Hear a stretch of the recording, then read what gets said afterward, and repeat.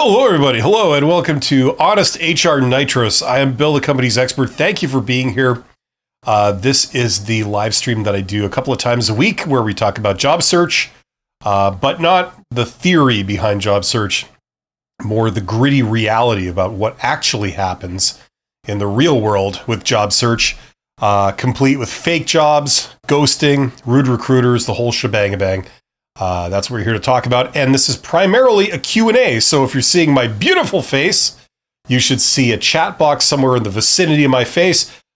Get in the chat. If you are a subscriber to my channel for any amount of time, you should be able to get in the chat, ask me questions, let me know what you're wondering about, what you're struggling with, and I will do my best to help you out. That's the whole point of this.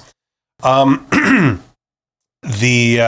title of today's episode is, Do You Even Need a Cover Letter Anymore? Let's talk. So we're going to talk about that. This is episode number 88 of Honest HR Nitrous. And before we get started, the special shout out goes out to my YouTube channel members. Membership has its privileges.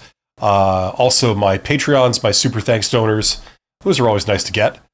And to you, my participants, thank you for being here. Let's see if we can help you out. That's what this is all for. So let's dive into this topic while we're waiting for the questions to roll on in. Do you even need a cover letter anymore? Listen, people have been kind of confused as to the point of a cover letter for a very long time because it's a throwback to, back in the days when you would apply for jobs before the internet and you'd mail in like a resume or whatever or an application. The cover letter was something that you would include in the envelope to explain, what this resume is for that you've enclosed, right? So it says, I'm applying for this job, and this is why you should consider me, and this is where how the job has been brought to my attention, and this is my full contact information. This is what I'm hoping will happen. Thank you very much. That kind of thing. That's the purpose of the cover letter, right? And in modern times, the only thing that I know of that's really an equivalent is that if you are applying over email, right? You email a recruiter your resume or whatever. In the body of the email, you're going to be saying, okay, well, I'm applying for this job as posted in this place.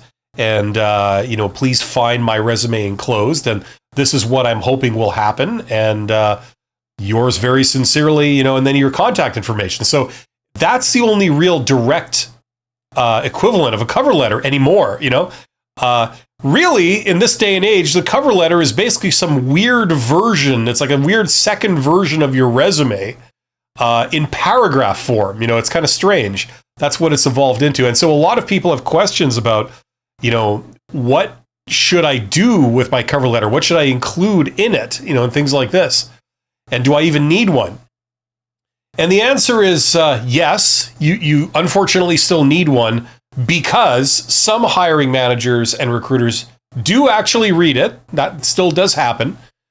A lot of them don't, but some of them do, especially when they've specifically asked for a cover letter. And we get all kinds. What we see is that some hiring managers say they read it, others say they don't, and some say they do, but only if your resume looks promising. So you do kind of run the gamut there. That's the idea. So the idea is that if you have a strong cover letter, it can set you apart. Because the cover letter is a separate document, people use it for two basic approaches. Number one is they sort of repeat stuff off their resume, including the highlights, maybe give a bit of corroborative detail behind it. The other approach to a cover letter is you say things in the cover letter that you have not said in your resume. So things about your motivations or your ambitions or soft skills, things like this, stuff that usually isn't included in your resume, but may be relevant to the job you're applying for. So that's the idea behind the cover letter. So if anyone's ever wondering about that, get in the chat. Let me know if you have any questions. That's what this is for. If you can see my face, you should be able to see the chat box, depending on what device you're watching this on, and I will do my best to help you out. I do not. Beyond what I've just explained about the cover letter, I do not have any agenda or anything planned to talk about, so I'm here just to answer your questions. Yeah. And in the meantime, on my channel, there's going to be some changes coming down the pike really soon, probably in September. I have been doing kind of this in its current form for a very long time, like 5 years. I've been doing my channel all by myself, just on the side as a kind of fun thing. And in the beginning, I did more sort of planned out scripted videos, much more than I'm doing now. But I will have more of those coming in September, and just a new kind of configuration. So that's the plan. So let me know what you're struggling with, what you're dealing with, what you're wondering about for job search. There are a lot of people that are struggling with that stuff right now. And it's always never easy to be, between jobs. And it's always a very stressful time. And it's stressful for a bunch of things, not just one reason, but a whole bunch of things all happening at once. Not only are you between jobs, not only is there possibly some financial kind of pressure, but it's the time when you get the most rejection you probably ever will get in your life. And it's also coincidentally the time when you have to appear the most confident, and have the most belief in yourself when you go to interviews and things like this. So there you go. Joshua is here. Thank you to Joshua. Joshua wins the prize for the first person in the chat.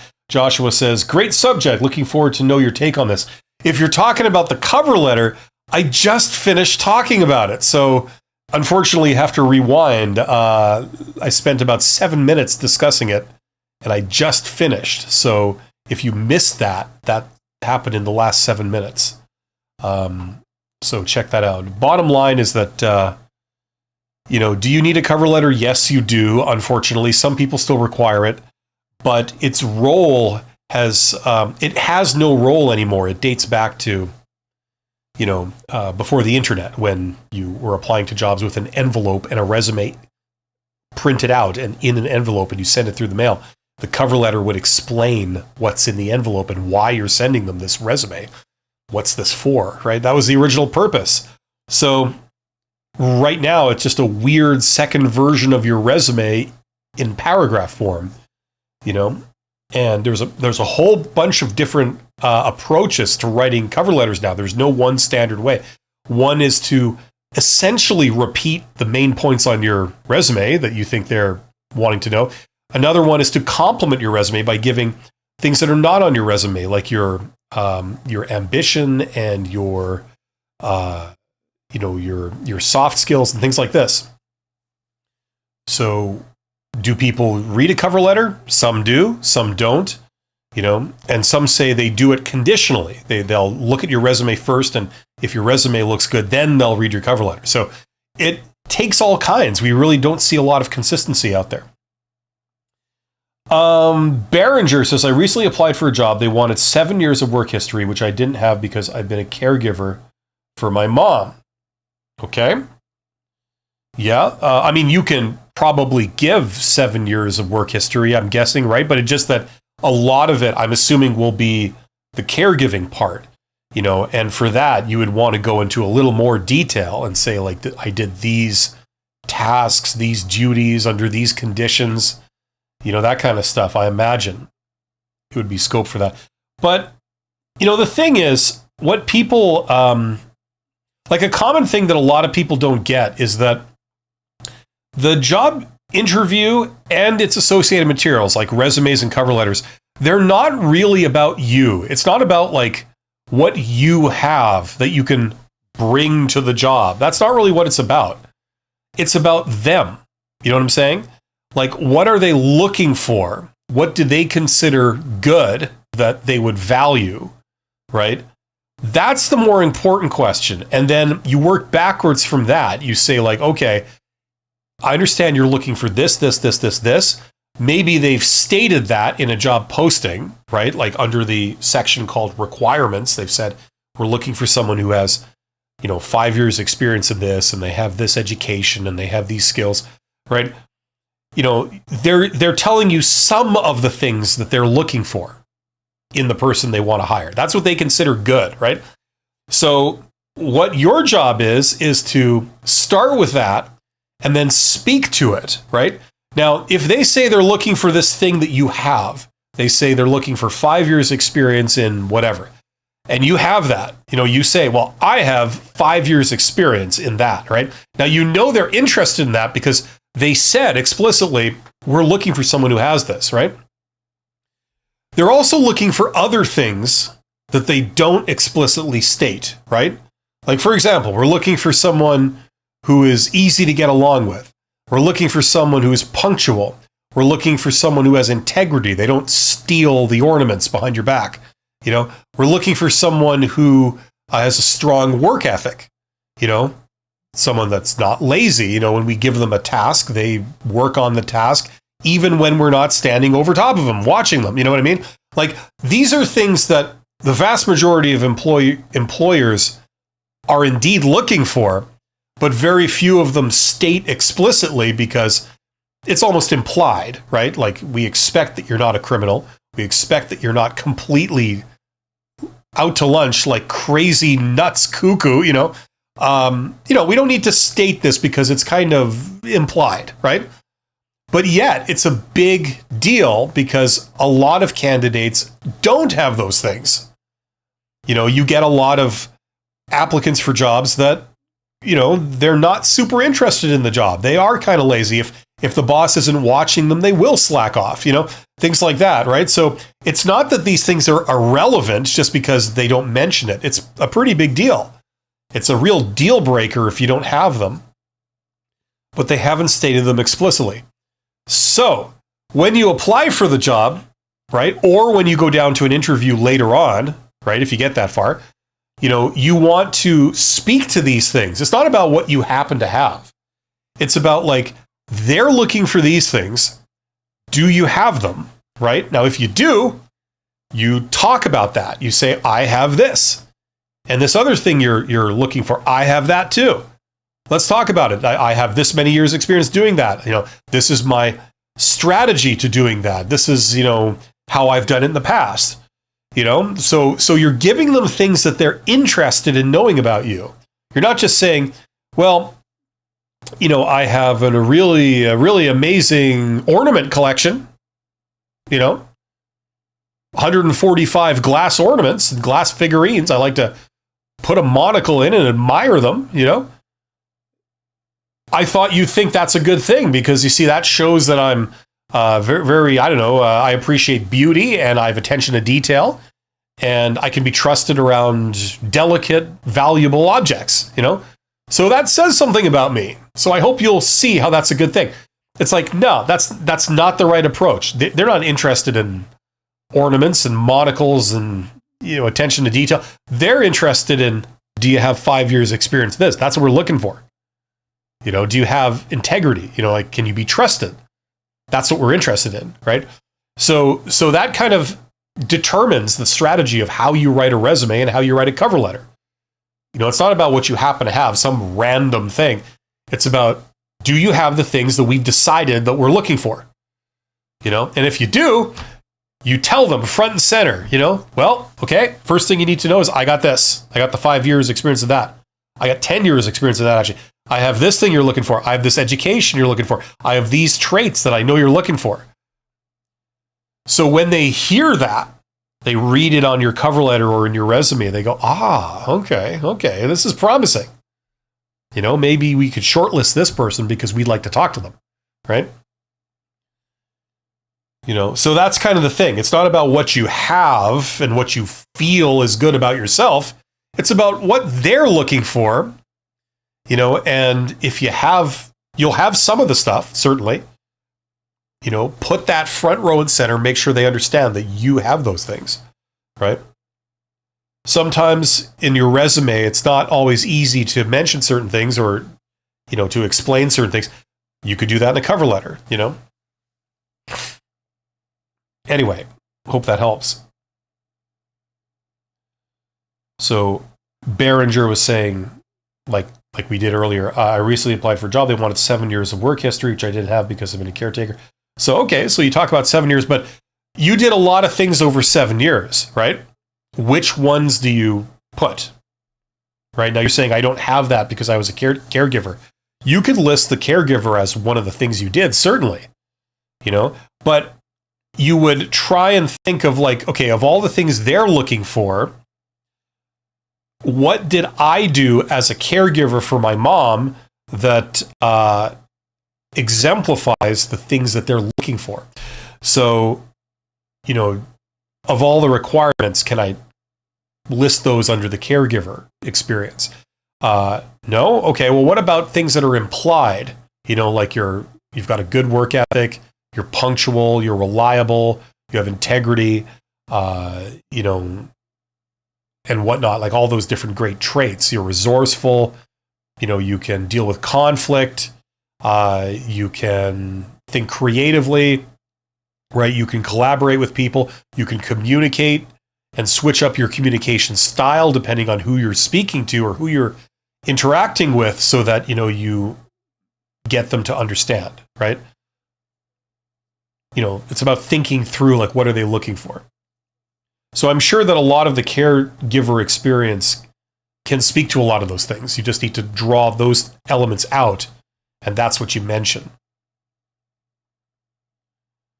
Anyway, get in the chat. There are 9 people here. Let me know what you're wondering about, what you're struggling with, and I will do my best to help you out. Any questions you might have about job search, etc., etc.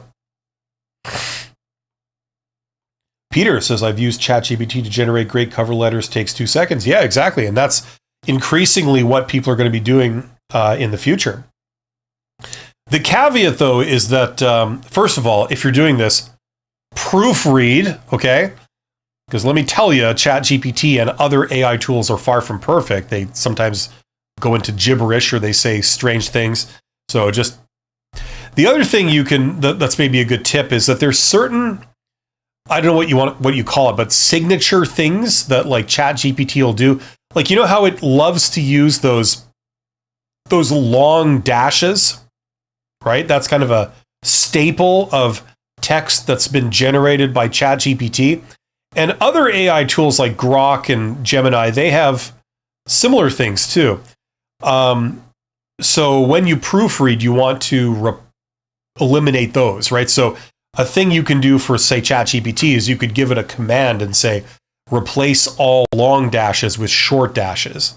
And then it will just revise what it's given you.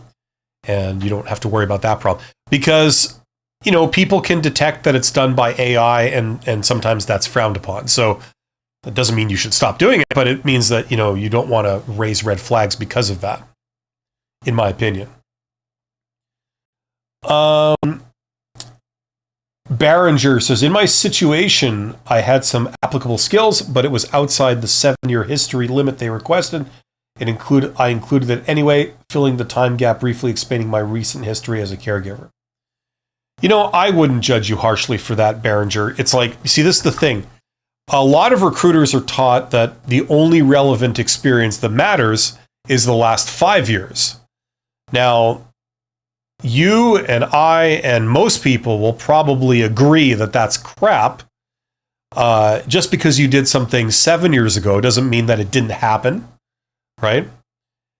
It's also a silly kind of rule that is incompatible with a lot of other rules that they follow. Like, for example, they like to hire people with more years of experience, right? If you have 12 years experience in a role or in a job or doing something like a task, does that mean that they discount, everything but the last 5 years? No, of course not. And the other obvious thing with regard to that is like, when you see senior managers and things, usually those people tend to be older, right? You don't get many 21-year-old CEOs of Fortune 500 companies, right? Well, there's a reason for that, and that's because, experience does count. You know what I'm saying? So these people pretending that it doesn't is silly, right?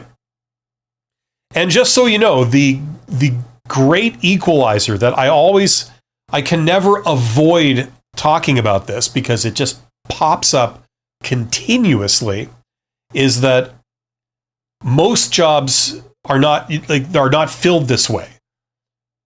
Namely, it's not posted publicly and then you go talk to a recruiter and you do a job interview. Most jobs are not filled this way. Most people who have jobs do not get hired this way. They get hired through some form of networking. Like 80% of jobs get filled through networking. And networking simply means people talking or communicating with each other. That's all it means. Usually, it means like direct outreach. That's a very popular way of getting hired, where you find the employers around you, you reach out to the hiring managers, not the recruiters, but the hiring managers. You don't give a crap about like whether they've posted a job or not. You contact the hiring manager anyway, because most jobs, as I said, are filled without there being a public job posting. So whether they have a public job posting or not doesn't speak to whether they're hiring or not. A lot of times they are hiring, it's just that they haven't posted a job publicly. They don't, because they don't need to, because they can get qualified people that are enthusiastic about it without posting it, without resorting to canvassing strangers. You know what I mean? So anyway, listen, if you want to know what that is, I'm not going to talk in depth about it because that's kind of an aside, but if you're interested in that, if this is a new thing, you've never heard of this or you don't know much about it, but you'd like to, I have a free video on my channel. I'll send you that video if you're interested in seeing what that looks like. It's linked in the description box below this live stream. It's called How Successful People Get Jobs. So check out that video, okay? And hopefully that might open your eyes as to what you can do to get hired, and it's two advantages. Number one, you get better jobs that way. And number two, you have a higher likelihood of getting them, Anyway, so step into that world if you're interested in that. But my point is that recruiters and the requirements are an artificial sort of subset of how people get hired. And as you can appreciate, most people, or a lot of people, don't fit into these little pigeonholes that they're trying to get everyone to fit into. Like, for example, what Behringer just said about the 7-year history, saying that, you're only allowed to give, 7 years. Anything older than 7 years, we don't consider. It's like, yeah, well, most people do consider it because it does matter. And in reality, it matters. This is like an artificial kind of thing that the recruiters are doing. And I know this. I used to teach recruiters in university. I know a lot of the reasoning behind these things that they're taught and how they assess people. I understand the logic behind it. The problem is that in many ways it's flawed, and we all know this. Peter says, what's your take? Hi, Bill. What's your take on hiding college graduation date to prevent them from seeing the age? Sure. Yeah, you could do that. It's another stupidity. It's like, do people really, does it really matter how old you are? Usually it doesn't.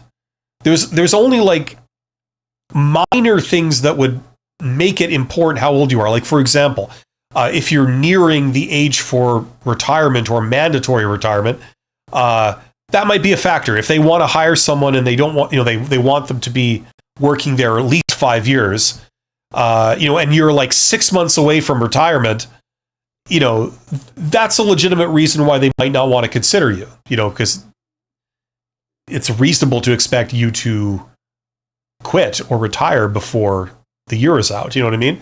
And that's not what they're wanting. They're specifically wanting someone they can train and build over multiple years and maybe have them go on to do other things, right?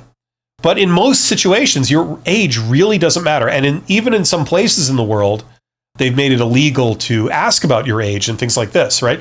So in those places, and in other places where it's not illegal to ask your age, they can infer your age from things like the dates on your resume. So if you said, I graduated university in 1954, they might have an idea of how old you are, right? So what you can do is you can sort of take the date off, like what you're suggesting, and sometimes that works. Sometimes they won't probe any deeper or look into it. Other times you can do this, but they still will prompt you for that information. They'll say, like, when did you graduate? How many years? And And they can always come up with a seemingly logical reason why they would ask, like a legitimate reason why they would ask. You can always twist logic and say, well, it's because of this. It's not because of age discrimination. Oh, no, this is a legitimate reason why we need your age. They can always do that. So in the end, you can try it. There's no harm in trying. It's a thing that some people do. I don't think it has real consequences other than, the issues that we've just discovered or just covered. But it's not always 100% effective. A lot of times they will follow up on that. So that's what I have to say about that. Hopefully that makes sense, Peter. Unconventional advice that works says, I like what you say, the great equalizer. 8% of jobs are filled by networking. They are. Now, the problem is that, you see, when I say that, especially to young people, young people, old people, as I understand it, humans are roughly split 50-50 between introverts and extroverts. Extroverts love this. Introverts hate it. You hear this, your heart sinks. You're like, oh my God, I'll never get a job. It's like, no.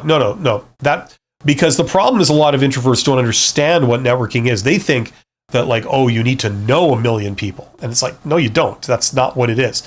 That's one subset of networking, but that's far less effective than a lot of people would think, The reality is, for example, things like direct outreach that I already mentioned, that's far more popular, far more common, and it's much easier to do for introverts or people that say you've been relocating and you just moved to a city. Now, you've just arrived. In that city, you know nobody, You're starting from scratch. You don't know anyone in the industry there that would employ you. Hopefully that will come. But on day one, you don't know anyone. So direct outreach is the idea that you're going to find all the employers around you. Forget about whether they're hiring now or not. Let's just find all the players in your industry that would hire you. And if you have general skills, like say you're an accountant, every business hires accountants. I don't care what industry you're in. You could be running a art gallery, or you could be, managing a series of gymnasiums, or you could be, working in heavy industrial services. You all need accountants, right? So accounting is like a general skill. Same with customer service and, things like this. They're very general skills. So you could work in any industry almost. You don't care about whether they're hiring. You just find all the companies, all the potential employers, right? And then you look inside those companies to the hiring managers. You can use LinkedIn for this, right? You can use things like Google Maps to find all the employers around you. And then you could use tools like LinkedIn to see inside of those employers down to the individuals. That's also coincidentally how you can reach out to those individuals, right? And connect with them. And then just a matter of knowing what to say and what approach to take. If you, as I said, if you're interested in learning that, check out that video I did called How Successful People Get Jobs. It's linked in the description box below. It's a free video of mine. It covers me.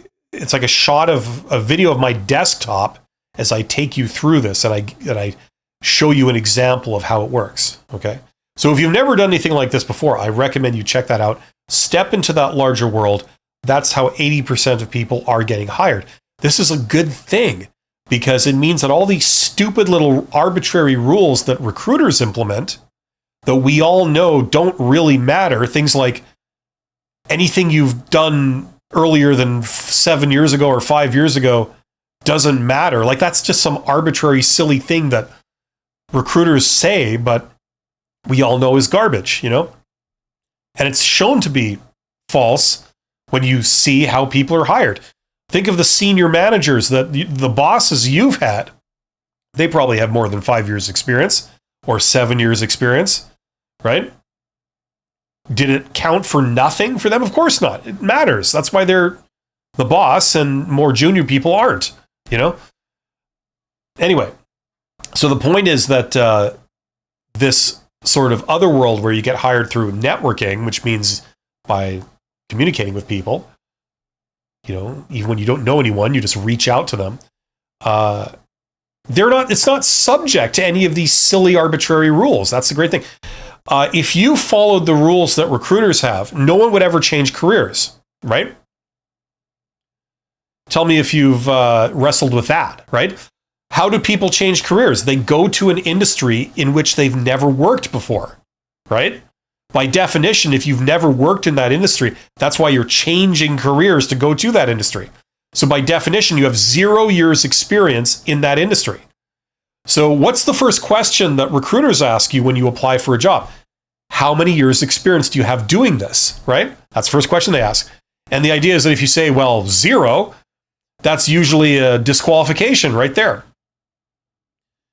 But if that's how everybody got hired, then no one would ever be able to change careers because, by definition, you're moving to something you've never done before, right? So ever wondered how people change careers? They don't go through recruiters and they don't respond to jobs that have been posted publicly. Instead, they go the networking route and they talk to hiring managers instead. And the hiring manager agrees to give them a chance. Why? Because, okay, they might not have any experience in this, but maybe they've shown, first of all, basic things like professionalism and persuasiveness. Okay. Then they've shown more, high-level stuff, like they've shown passion for the role. Maybe they've never worked in it, but they're really into that. They've always fantasized about doing it. They've always had an interest in doing it. That usually makes for a good employee, right? And if you combine that with the constituent skills, you want to work in a bank. You've never worked in a bank, but you took accounting in high school. You took math and more accounting in university or something. You have worked not as an accountant, but you've worked in a department where there were accountants. And you were able to hang around with them. You see what they do. They sort of explain kind of what they do to you over the years. You've asked about it. You've picked up a few things along the way, right? You maybe have a couple of accountants as references, or maybe even a letter of recommendation or a referral. It's like that strongly suggests that in a junior accounting position, you'd probably do really well. You know what I mean? You got the chops, you got the passion, and you have a little bit of real life sort of practical knowledge, right? And a hiring manager that's hiring for a junior role, they might say, you know what? I'm going to give you a chance. You strike me as someone that is really into this. We get along very well. It seems like I can talk to you. We kind of click. I think it's worth a shot, But if you notice, recruiters are not part of that process at all. This is all kind of informal. It's all outside the recruitment and selection process for that organization. And that happens much, much more than you think. 80% of jobs are filled like that. Where were we here? So that was sort of loosely speaking to unconventional advice that works. Joshua says, any other formal and professional way of going about a salutation other than dear, which may sound cliche? Well, there's nothing wrong with dear, dear, Mr. Recruiter, whatever. Nothing wrong with that. You could say hi. You could say hello. Okay. That I wouldn't do to whom it may concern, any of that kind of stuff. I would just I'd say hello. If you know the name of the person, you're writing to someone called John, you say, hello, John, or hi, John, comma, and then you start your letter. It's a little more informal, but it's not unprofessional, okay? Now, between dear John, dear, whoever, and then hi, whoever, I think that's, just off the top of my head, I think that's like every note that I've ever written, I think, is one of those two. So my personal opinion is that, either of those are good. You know what I mean? Beyond that, you don't need to look further afield, in my opinion. And this is to professionals, to, recruiters to hiring managers to managers at all levels to executives to CEOs to board members, like everyone, you know. What I'd typically do is I'd say hi and then their name, right?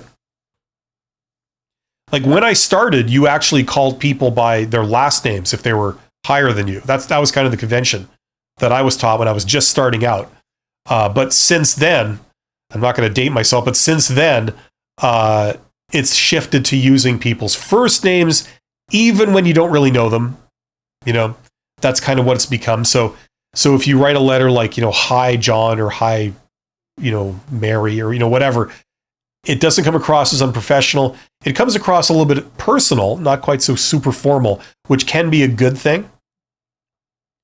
You know, especially if you're having like a little more informal kind of chat or more informal note.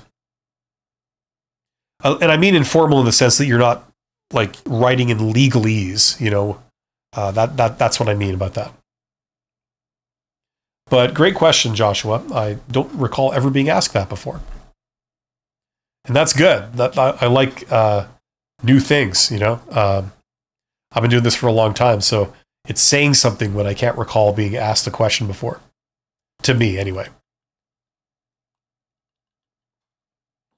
There are 17 people here. Thank you for joining me today. If you have a question about job search, and not just like the theory about it, but the way things actually work in the real world, the gritty reality of this stuff, let me know. We're here to talk about that. If you've been a subscriber to my channel for any amount of time, you should be able to get in the chat and let me know what's up with you.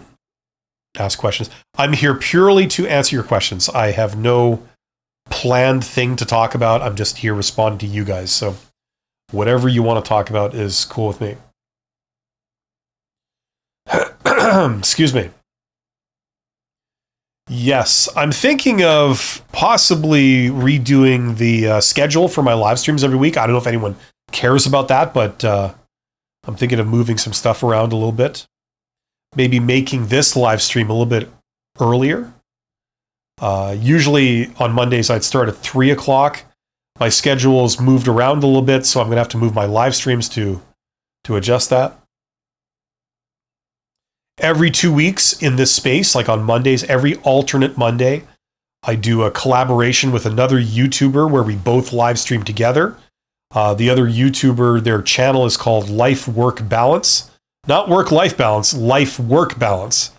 And it's run by someone called Abby, who's a professional recruiter. And what we do is we answer questions like this together. So you get her take on it, you get my take on it. As I said, she's like a professional recruiter, so she's coming from that perspective. I've been a hiring manager, I've been a CEO, so I'm coming from that perspective. And, you know, hiring managers are the ones that originate jobs. They're the ones that decide we need to hire someone because they're usually running a department or a work group of some kind, you know, and they're the ones that see the business need for, like, we need another person or we need some more people. Right? So they originate the whole job. And then they sometimes contract the services of a recruiter. The recruiter can either be internal to the company that they work in. So it's, you know, they have like an HR department with recruiters in it. Or they can contract the services of an external recruiting company, like a private HR firm that does recruiting for client companies. That's what they do. Right? You know, and the recruiter does the grunt work. So the hiring manager has an idea of the type of person they're looking for and what the role is. The recruiter sort of, you know, helps them write all that up and formalize it. The recruiter posts the job, promotes the job, and then does the initial screening of candidates, vets the candidates, and then coordinates job interviews. Right? They do all the background checks. So like all that kind of grunt work, you know, they're coordinating interviews, they're doing background checks, calling references, you know, scrutinizing resumes. Usually they'll run some kind of ATS, so applicant tracking software there that, you know, takes your job application and ranks it in order of how promising different applications look from different people, you know, like ranks them. prioritizes them, all that kind of stuff. You know, the manager might even consult with the recruiter and say, you know, like what type of person should I get, or what traits should they have, or, you know, sometimes you get that they provide like almost a consulting kind of element in there. But sometimes hiring managers won't even hire a recruiter. And I've done both. I've like sort of engaged recruiters to help me fill positions, but I've also filled positions without recruiters. Like I've just, you know, and I've said this a few times, but in the beginning, when I started doing this as a manager, I asked around the company I was working for at the time, saying like, you know, do you use recruiters? Like, should I use a recruiter or not? And I got like a sort of 50-50 split. Some people said, yeah, definitely, I use recruiters. Other people said, you know what? No, I don't. I mean, I have tried, but in the end, it's like, you know, I mean, it saves you a bit of time, but then it's also a bit of a headache, and you got to pay for them, and you don't always get great results. So, you know, I do it myself, and I achieve about the same result. You know, so, but the point is, what I'm trying to convey to people is that it's the hiring manager that's the person you really need to talk to. They're the one that decides that we need to hire someone. They're the one that has the original vision of who they're looking for, what kind of person do we need, what should they have. You know, how essential are these requirements? The hiring manager knows, the recruiter doesn't. The recruiter asks the hiring manager, like, are these absolute requirements? Are they showstoppers if they don't have them, or is it a nice to have? So all of that comes from the hiring manager. They're really the one in charge, right? So it's better to talk to a hiring manager about a job than a recruiter. And the thing is, this is why like direct outreach and stuff works, because you're connecting with the hiring manager and you're talking directly to them. So if the hiring manager, you know, they have an idea of who they're looking for and why they're hiring, and you contact them and land right in their lap and say, hey, you know, I do this and I'm really good at it. If you're looking for that, let me know. You know, the hiring manager might go, you know, like, you know, if you work out, I might not have to do any of this work. You know, we'll just hire you. I don't have to sit in round after round of job interviews, you know, and have endless conversations with recruiters about stuff. It's like, we could just get on with this, you know? So if you work out, you know, that might be a real shortcut. So I'm interested, you know, let's maybe talk, right? Anyway, Behringer, how can you compensate for fewer references than ask for? Excuse me. In my situation, most of my references moved on and I lost contact. Okay, so here's how you deal with references in a perfect world, okay? We'll talk about the perfect world, then we'll talk about practical stuff. Perfect world is, let's say you're going on a job search, okay? What you would do, one of the things you would get together is your references. Industry standard is like 3 references for most people, right? The higher level job you get, the more references you need, usually. And the way you do it is you talk to people. You say, hi, you know, remember me? Yeah, you know, it's been a long time, blah, blah, blah. Listen, you know, I'm starting to look around for possible jobs, and I'd very much like to use you as a reference. You know, is that okay? Right? And I'd let them just say, okay, like, yes, that's fine. You know, and then it's up to you if you want to go further. Now, if you don't know, maybe this person was your boss or something, you really don't know what they might say, then you can ask a question like, okay, great. So if you had to give a reference for me, would you feel able to give me a good reference? You know, I would ask that next, and then have them say yes, right? And then if they say yes to that, then the only other thing you got to talk about is like, okay, so I just want to confirm this is your phone number, this is your email, you know, and those are current, like that's how you would want someone to contact you. And just check that, and that's it, right? You don't just give references without talking to the person. It's usually a bad idea. You never know, that number could be, that contact information could be obsolete. They might not be at that number or whatever. You also never know, does that person remember you? Would they say only good things? Like, you want to check that. You want to ask, because if they say, well, listen, I appreciate that, but if somebody asks me honestly, I don't know if I'd be able to say nothing but good things, to be perfectly frank with you, like stuff like that. Sometimes people will say that, in which case it's good that you know this so you don't use them as a reference. The other thing is that you don't always have to have professional references. You can have personal references. So if you have a best friend or something like that, I know it sounds silly, but maybe a best friend who's in a position that's like sort of high up or something, or, not at the bottom, but, they're a manager or something, or they're in charge of something, or, whatever. That might be good too. You could say, like, here's a professional reference for me. This person has known me a very long time, so they can answer any questions you might have about me, right? And usually you would give 3, right? So maybe 2 professional references and a personal reference. Professional references, it's nice if you can get a boss, a previous boss, but not essential. If you can get a coworker, that's usually pretty good, right?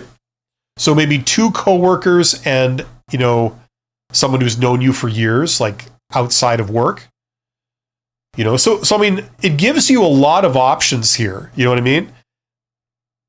If you're just starting out, you've been in school and now you're coming out of school and you're trying to get a job, you might not have professional references that are coworkers, but you have people that are in school with you. You have instructors, teachers, whatever.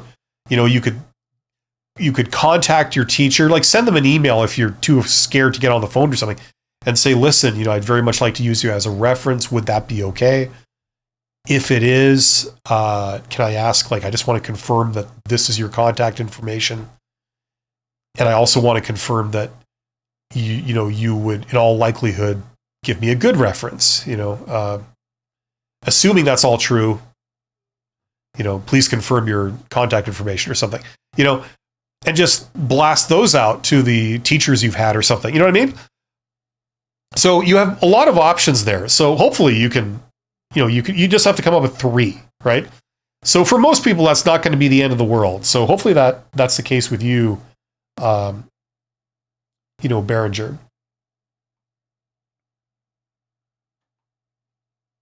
It can be challenging if you've relocated. Like you said here that you have references that have moved on. So I don't know if that means they physically moved to different employment or whatever. But, the other thing is that if you're trying to locate people, that's one of the reasons why LinkedIn is kind of cool. It's not so cool in some ways, but it does do a few things really well. This is one of them. So if you connect with people, you can search for former coworkers and bosses and things like this, connect with them, right? So that's also something to look into. There are 22 people here. Get in the chat. Let me know what's up with you. I'm here purely to answer your questions. So, if you let me know what's up, what you're wondering, what you're struggling with, I will do my best to help you out. That's what this is all for. I don't have any pre-planned thing to talk about. I'm just here responding to you guys. So let me know what's up.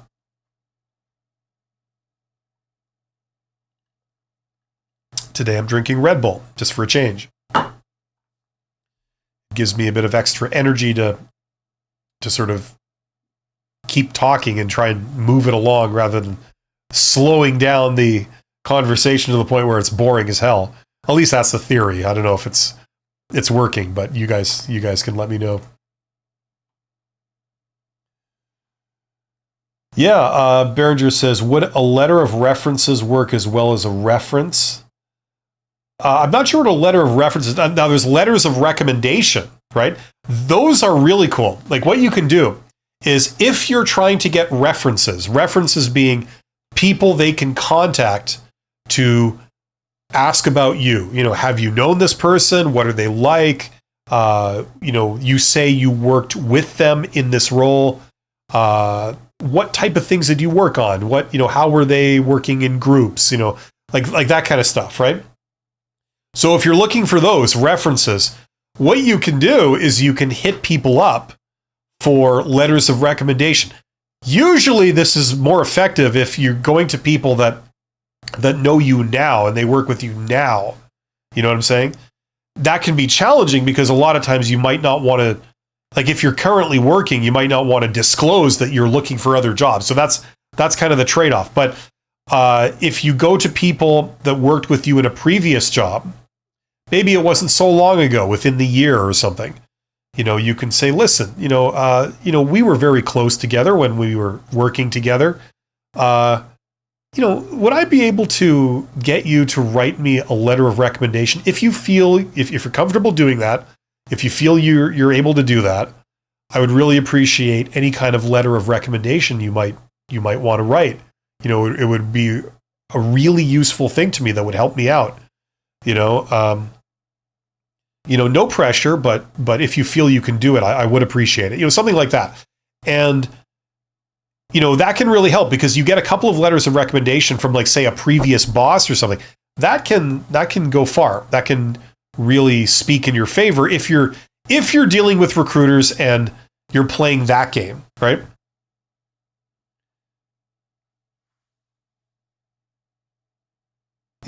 Now, so in a perfect world, you get both. You get like a reference who has also written you a letter of recommendation, right? Usually they go together, right?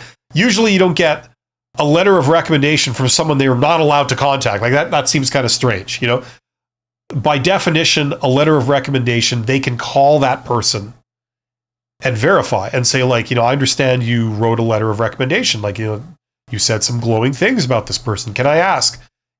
Something that wasn't in the letter was maybe the amount of time you guys worked together, or the nature of the work you did, or, something like that, right? And usually they'd be happy to explain and say, yeah, we worked together for 2 years. It was at this thing. I was quite impressed with, how easy they were to deal with. And it really made my job a lot easier, having to work with them. So I think they're great.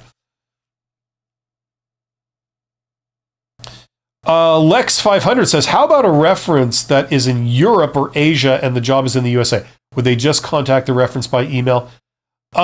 Listen, I'm not an expert on like the international hiring and like relocation. That's not really my core competency. I've sort of dealt with it a little bit, but I wouldn't call myself an expert on it. But what I'd say is generally, that's probably going to be an issue. Okay. If you're providing references, traditionally the way it worked is they want to see references in their home country. So if you are in the United States and you are trying to get employed with a firm in the United States, what they're wanting is a reference from somebody in the United States, okay? That's traditionally how it's worked. And that is the same, like I'm not in the US, I'm in Canada. Like that's the same in Canada, that's the same in a lot of countries. They're looking for home country references because that makes it easier for them to verify the person, right? This is legitimate. This isn't just, you gave them the phone number of their best friend, or maybe they gave your other phone number and it's just you affecting a foreign accent or something. I don't know. They might want to try and verify it, in which case it's going to be damn hard if the person's in some other country, right? So, a lot of times they will want to speak with them on the phone. At least that's traditionally how it works. I don't know if that's changing as we go into the future, but usually you want to get them on the phone or on a video call. And, not like an email. An email can be faked. It's less reliable, easier to ignore. So that's what they're looking for. So if you know anyone in your home country, or your host country, I should say, like you've moved from, say, I don't know, India or something to the United States, and you're in the United States trying to get employed in the United States, they're looking for references in the United States. The way some people do that, I know from Canada, is when you first sort of arrive, you get like a basic job, like a blue collar, unskilled kind of job, just temporarily, even if just for like 2 or 3 months, you're driving a taxi or whatever, but what that gives you is host country references. So they could say someone in Canada has employed you and you've worked for them as an employee, and your boss is now like a reference. So if they want to see what you're like, they can call up someone in your host country and they'll say, yeah, this person worked for me and this is how they were, what I can say about them. That does count for a lot. So, even if like the job itself is totally beneath you, it does serve a strategic purpose, like just to do it for a little bit, just very briefly, so that you can get that all important host country reference.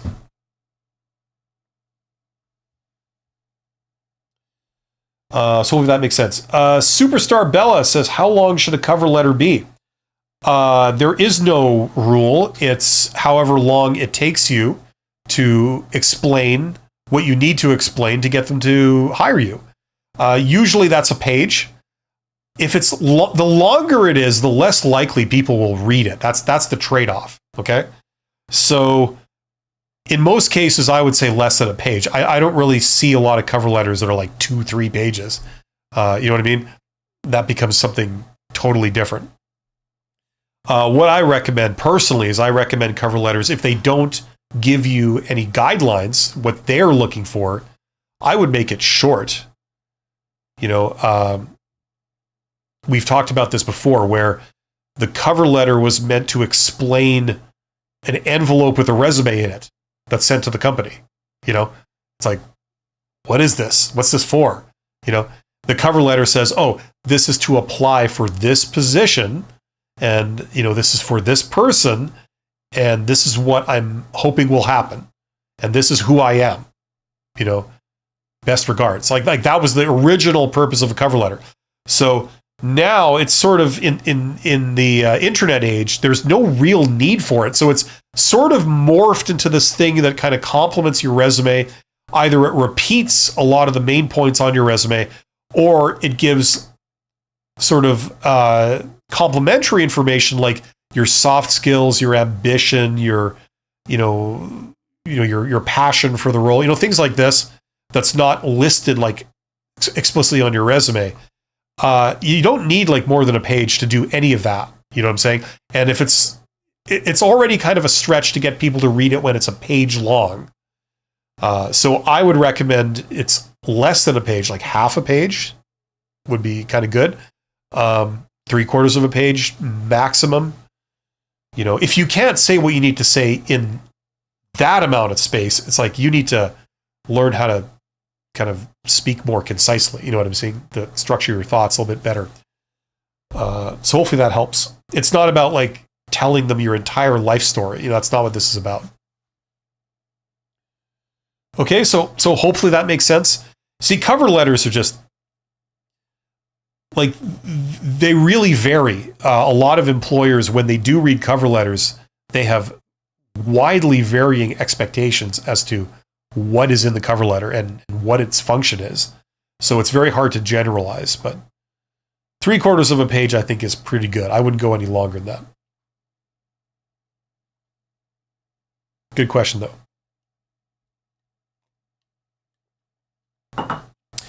If you're watching this, if you are kind of out in the wilderness, you're not really understanding job search. You don't really know what to do. It's kind of confusing. It's kind of strange, and things aren't really going your way, and you don't really understand what you should do and what's maybe going wrong. Check out that course. Okay, I've got this course right here. It's called Get Hired. It's where I put all my advice from beginning to end, with templates, with processes, like everything. There's a link in the description box under this live stream. And I've also done videos that explain the course, like an FAQ video, where it explains this is how it works, this is what you get, so it's as transparent as possible. So check that out if you're looking for some help in that department. What this does is this will teach you how to get hired in the post-to-job market.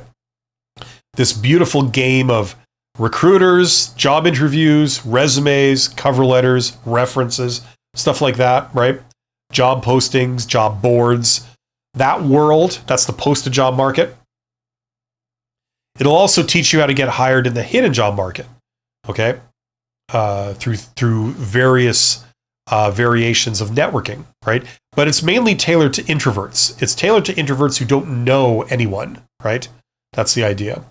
So if that's you, that's what you're looking for, check that out.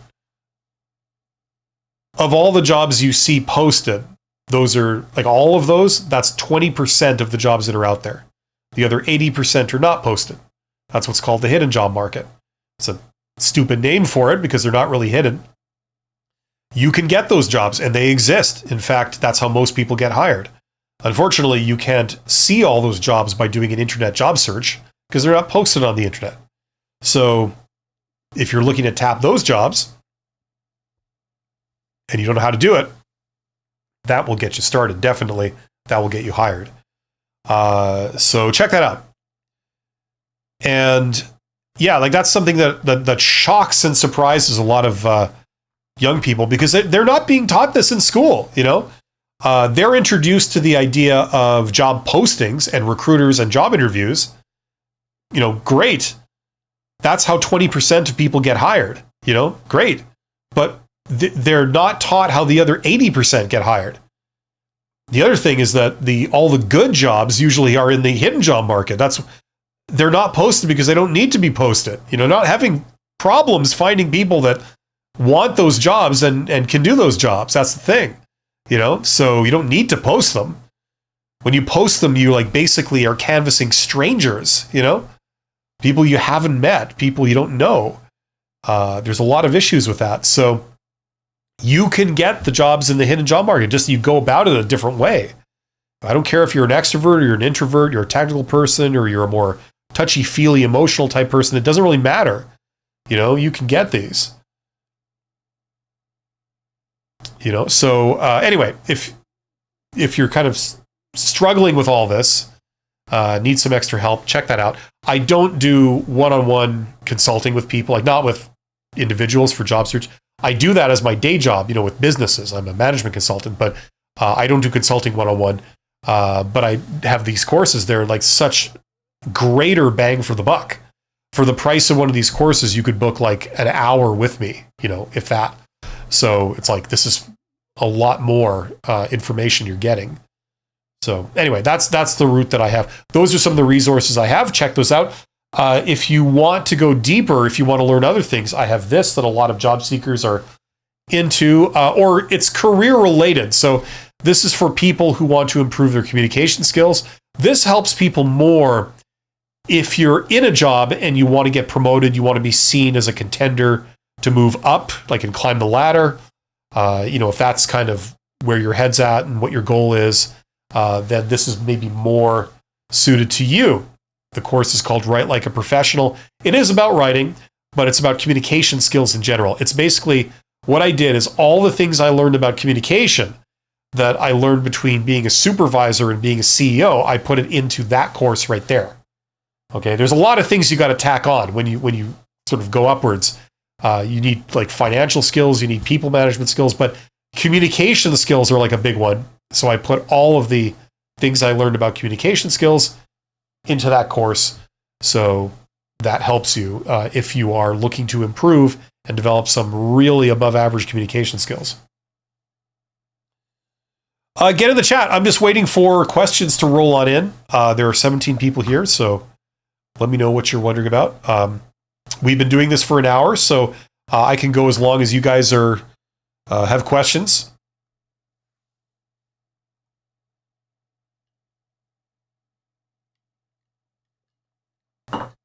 While we're at it, also check out my other YouTube channels. I've got these right here. The Company's Expert 2, that's just additional stuff from me for job seekers, like how to answer job interview questions and things like this. And then for those of you that are more into entrepreneurship, doing side hustles, being your own boss, making money yourself, as opposed to needing an employer, check that out. Okay, that's more for the entrepreneurs out there. The Company's Expert 3. Franco says, hello, Bill. Hello, Franco. How you doing? Good to see you here. Let me know if you have any questions. I'm just waiting on questions. We sort of talked through a lot of stuff that people had for me. Yeah, job search is very confusing for a lot of, especially young people or people that have never really dealt with it. Maybe you've been fortunate enough to be sort of isolated from it or sheltered from it. You don't really have to deal with it. But it's something that if you haven't been prepared for it, it really sometimes hits you like a slap in the face, especially if you're coming out of the educational system. I noticed that that's kind of, a thing. My just amateur opinion is that it seems like a lot of people really aren't trained or prepared properly for it. They don't know how to get a job, or they've just been introduced to how to apply for posted jobs and that's it. They have no idea like how to get 80% of the jobs that aren't posted. That's something that they've never been taught. They've never been shown that. Or they've been sort of, I don't know, maybe fed misinformation. I have seen that a couple of times where people are very entitled, like they come out and they expect, oh yeah, I will be given a job. I should be given a job because I have this. And when they go about job search, they have this like really arrogant, entitled attitude towards it. That's like an instant turnoff, to whoever you encounter, whether it's a recruiter or a hiring manager or a business owner. They like really don't, they're really not into that attitude. And it's unfortunate because the person could have like real skills, real value, but because of your attitude, you're getting rejected, so people don't ever use your value. You know what I mean? So there's a lot of things that come into play here. It's almost like it's like a lesson in the real world. And if you've been sheltered from the real world your whole life or for a very long time, it can be a real gear shift, for a lot of people.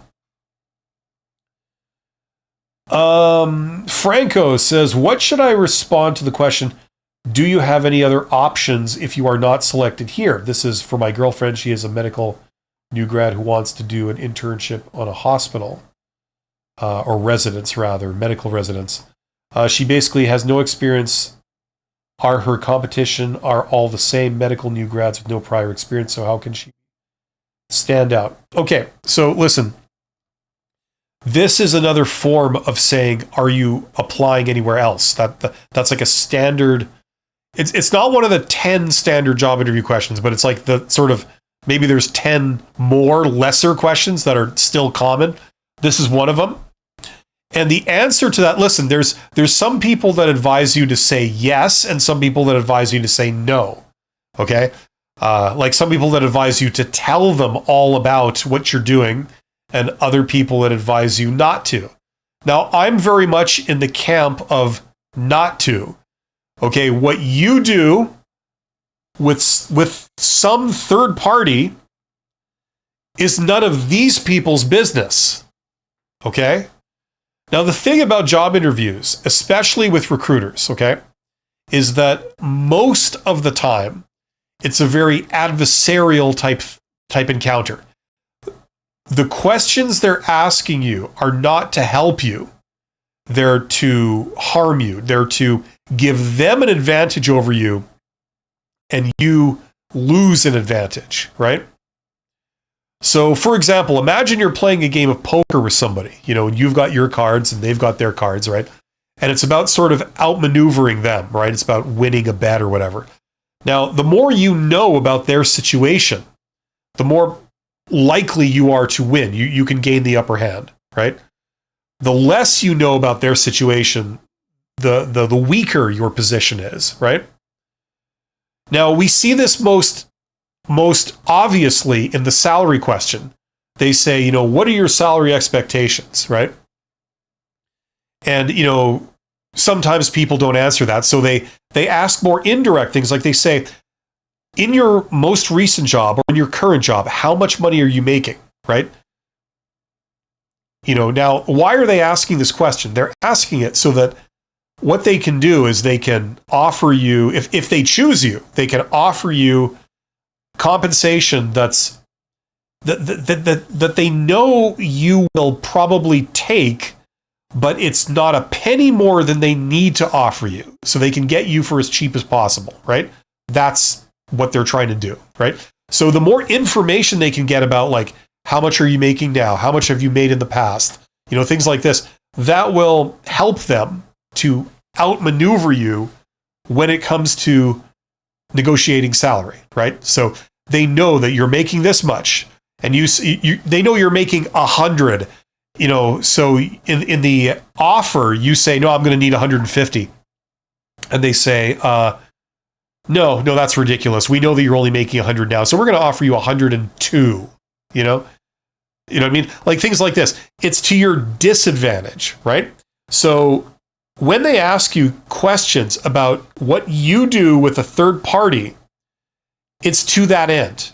Directly or indirectly, that's why they're asking. Because they're trying to get more power over you so they can gain an advantage over you. That means things like paying you more or paying you less, but still having you take the job. Giving you more work to do, but yet you're not going to quit. Things like this, right? So if they ask, long story short, if they ask this question of me, what I'd recommend is I'd say, well, I have various options, but I'm not going to discuss what I'm doing with third parties. Now you would come up with a very polite way of saying that. You could say like, that makes a lot of sense. That's a perfectly reasonable question. Unfortunately, I have a personal policy of not sort of disclosing what I'm doing with third parties. It's just issues of confidentiality and privacy. I'm sure you understand, something like that, right?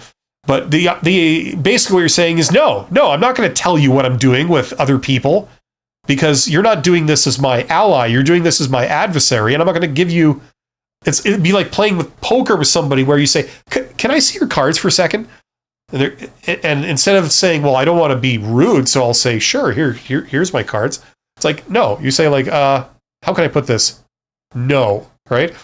So that's how I would recommend you answer. Like, take that route, or your girlfriend or whoever you're asking for. You know what I mean? It's not going to work out better for her if she discloses all about what her strategic situation is.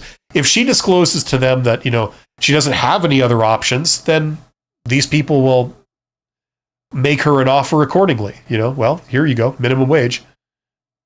Oh, you don't want to take it? Oh, well, sorry, we're not offering you any more. We know that you have no options, and we know that you're not working. Now think of it this way. You take this, and maybe you can make more in the future. Right? We'll dangle that carrot. Right? The problem with bluffing and saying like, oh yeah, I've got, people are beating down my door to offer me a job. The problem with that is that any bluff you make is you can expect it to be called.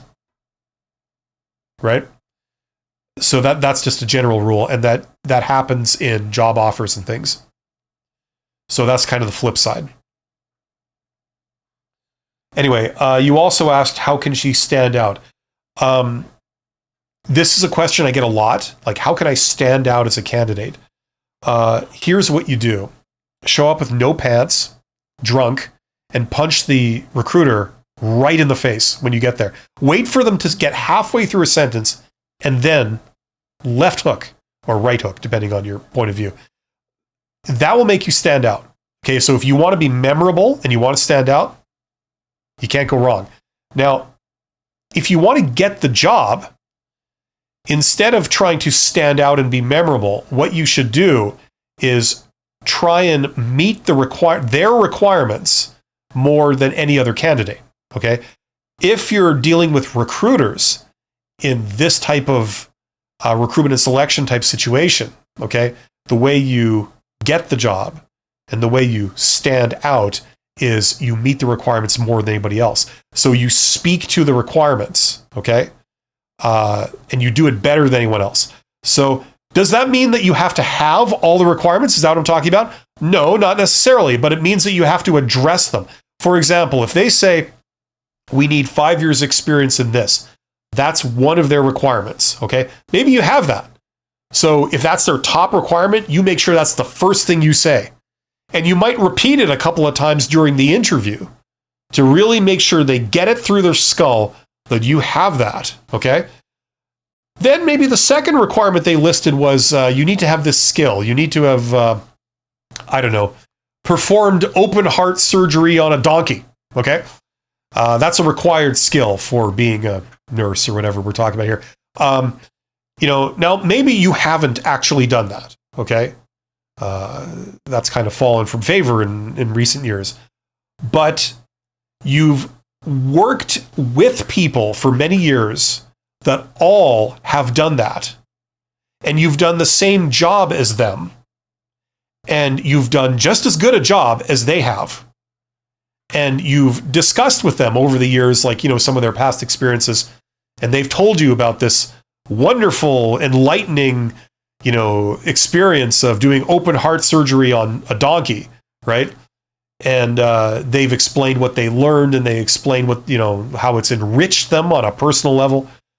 And you've been through that, and so you gain an understanding of it, and you've seen what it taught them, and you see how it changed them. And let me tell you, something like that can really change a man, okay, or a woman, or a thing, depending on what your pronouns are.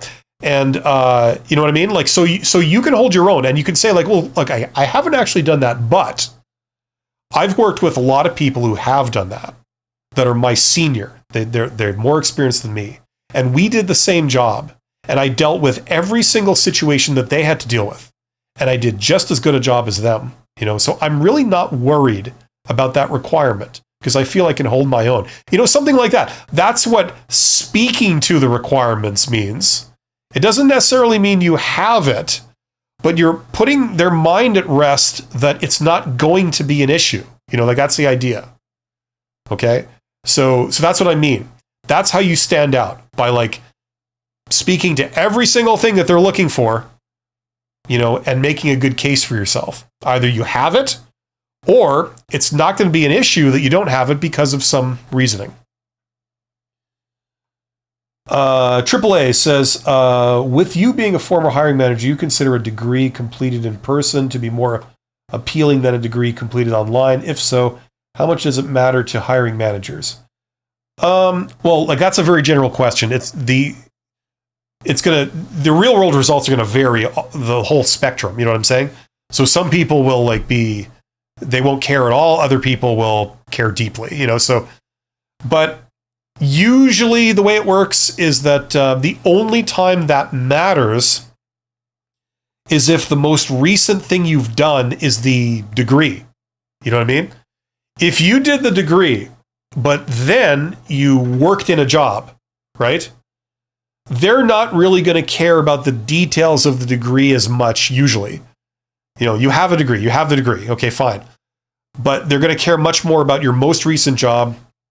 What practical experience did you gain? How did you perform in the job? That's going to be much more of their focus. Okay? So the only time when this would be like a major consideration is if, say, you're coming out of school and you're trying to get a job, like, right out of school. You haven't had a recent job. So the most recent thing you've done is your education. That's where they're going to care about grades. That's where they're going to care about, like, the nature of the program you took, right? Like, they're going to try and dive into those things. Okay? You know what I mean? Now, to answer your question, you're correct that I would be willing to guess that most people would value an in-person degree more than an online degree. Okay? Either it doesn't matter to them, or the in-person degree is more valuable, right? The reason it's more valuable because there's a networking and soft skills component to it, right? You're interfacing with instructors, you're interfacing with other students, you're interfacing with the administration. You see, for example, if you're in a physical school, like a university or a trade school or whatever, okay? There's a ton of things you can do while you're there that a lot of introverts, unfortunately, don't pick up on, don't respect, and don't pursue. So, for example, while you're there, you could get a ton of references. Go to all your instructors.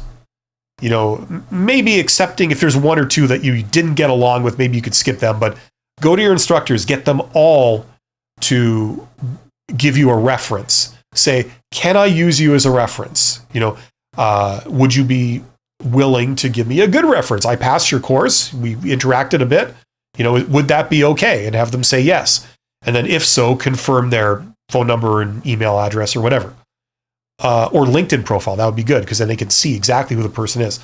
You can hit people up for letters of recommendation. Maybe one of these instructors you really had an affinity for and you got along with really well. get them to write you a letter of recommendation. Say, this student exhibited like, really above normal, like levels of interest and levels of, initiative. They were clearly like, passionate about this topic. They clearly had a bit of a talent for it, and I would recommend them for anything that requires them to do this, thing in the future. That can really help while you're there. The third thing you can get while you're in school is you can get networking opportunities. Talk to your instructors, talk to the administrator, talk to the dean. Do an informational interview with the dean of your school or your faculty or whatever, or like the senior professor, what do you call it? Like professor, alumnus. I forget the terms, academic terms for these things, but there's different like professors that are like sort of higher than teachers, right? Where they retire and come back and they're regarded as like an expert on different things. Talk to them and see like, do you have anybody in this industry that, is looking, that has done work in this area? Because I'm interested in that area. And they say, oh yeah, like I know several people that run companies in this town here that they some of the work they do is in that area. Shall I give you their information so you can get in touch with them?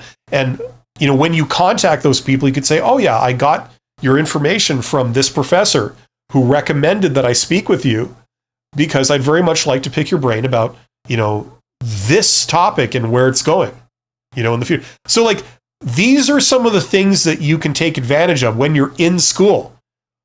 A lot of introverts don't. They don't think like this.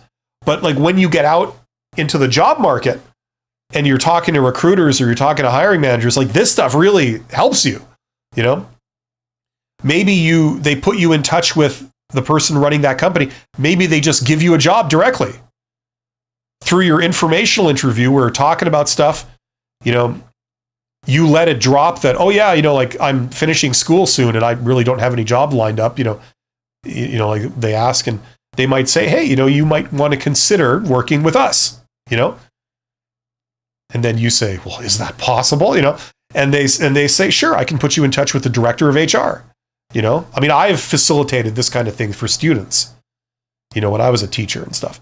And, you know what I mean? Like there's all kinds of things you can do. So that's one reason why the brick and mortar education experience does offer a little bit more. So, it is generally better regarded as purely the online thing.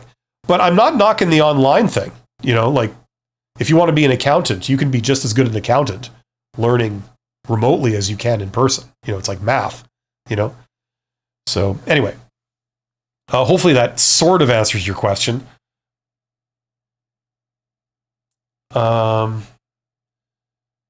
Franco says, I asked, how can she stand out because the position is medical resident for new.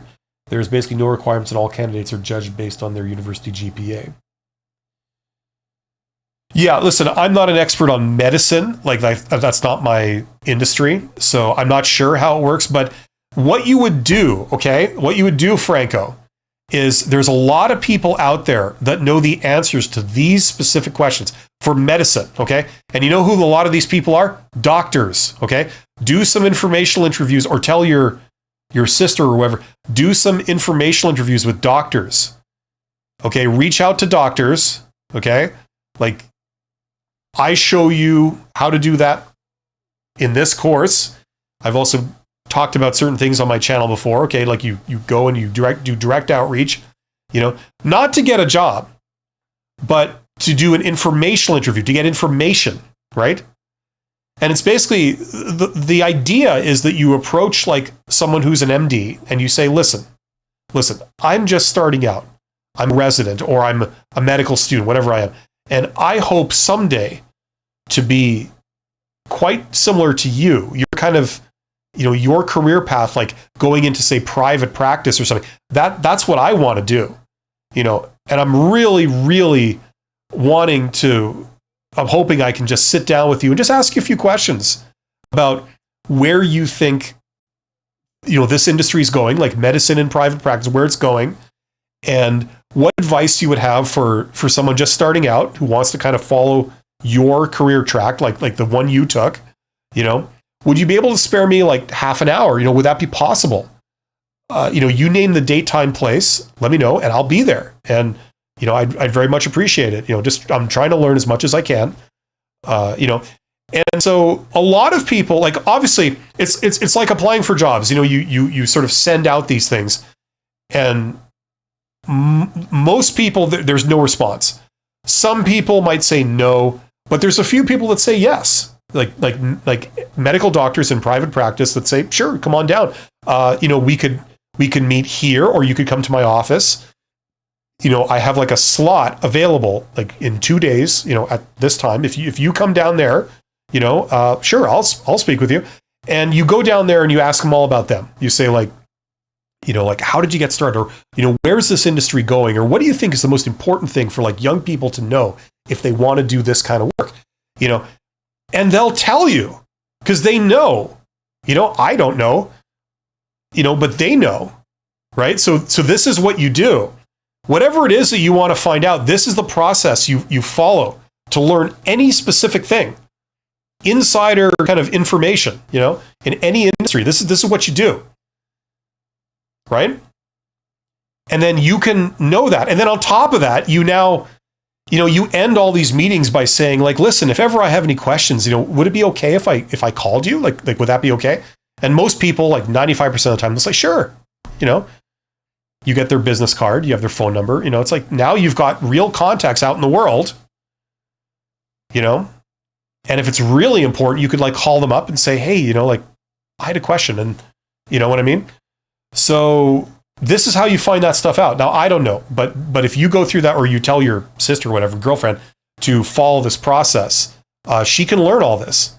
She can learn what these people care about. And then she can also learn what's really important. Not what they say, but what's actually important. Maybe the things they're not saying. Oh, sure, they want everyone to think it's purely based on GPA. That could well be true. Is it though? You never know. Maybe it's a combination of your GPA plus how agreeable you are as a person, how people get along with you. I don't know. Or how you exhibit the right attitude that they believe doctors should have, which is not necessarily how to get along really well with people. It's, other traits. So how do you know? You don't. You find out from the people who do, right? And that's how you do it. Behringer says, how do you respond to being told you are overqualified? It doesn't really matter how you respond, because, sometimes they just made up their mind. Overqualified is a bullshit term. It doesn't actually exist in reality. What it is, it's a like sort of euphemism for the real reason they have a problem with you, because they can't say the real reason. Recruiters can't give feedback, especially negative feedback. They just can't, for a variety of reasons. I think in the United States, it's even legal reasons. Companies have been sued because a recruiter said, sorry, we passed on you because of this. And then the company got sued. So they started writing in official rules, official company policies. You cannot disclose reasons why, selections were made or decisions were made, right? So for that reason, they come up with like this sort of wordplay, like things like overqualified. Sometimes it's a euphemism for you're too old or you're too young. Sometimes it's a euphemism for we don't like your attitude, or, there's just some other thing that's wrong with you, but we don't want to tell you, either because we can't, or because we fear you might get upset, or, you know what I'm saying? People don't tend to respond well when you give them criticism.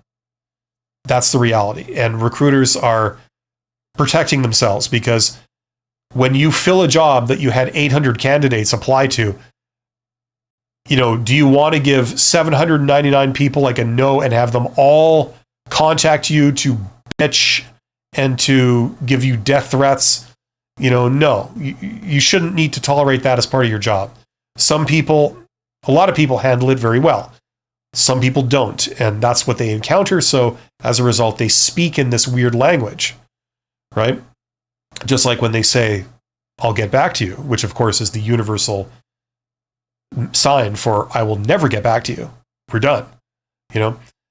So overqualified is like that too. Okay. So if you suspect you might know what they really mean, like you're too old or, you know, you don't have the right attitude, you're too overbearing or whatever, it may be possible to salvage the situation. Usually it isn't, but it may still be possible. If you think they're referring to a specific thing, proactively just go and address that. And say, I know, like, you know, I'm probably a little older than the average candidate, but, you know, I just want to assure you that, you know, I have a lot of energy and I'm very open-minded. And I think my track record shows that, you know. So if that's a concern, I'm not sure if it is, but if it is, I just want you to know that that shouldn't be with me, you know, something like that. I don't know. That's what I would say. Hopefully that helps somewhat. I'm not sure if it does. Guy says, do you think recruitment agencies are helpful or do they just do nothing you can't do on your own? Yes and no. Some of them certainly are useless. Some of them certainly are useful. I don't know what the average, you know, result would be. You know, like, look, if it's a lead, sure, pursue it. But don't just sit back and rely entirely on them or anyone to do your recruitment work for you. Nobody is going to, like, you can't offload your job search to anybody. Not to a headhunter, not to a family member, nobody. Nobody cares about you like you. Okay? Least of all these people. They will care about you in as much as is advantageous for them, but you don't really know their situation. So if they're looking for people and they want to be your agent or something, it's like, okay, we could maybe pursue that, but you still pursue your other leads the way you would normally do it. So in the end, it doesn't matter how effective they are. If they produce results, great. If they don't, who cares? You're doing your own thing. You know, you're not dependent on them. Sometimes they have like deals with companies and stuff, you know, companies that need casual labor or they're hiring in bulk for, you know, common positions, you know, things like this. And that can be sort of something you could take advantage of, right? But it's not something you can offload your job search to. I can tell you that right now. So that's what I have to say about that. I'm not sure if that's helpful once again. Digital Dream Discs is my job interviewers reached out to my references and asked about my weaknesses. Was I screwed from the start with this interview? I had already knew and worked with two of the interviewers. Well, I can't say. I don't know the situation.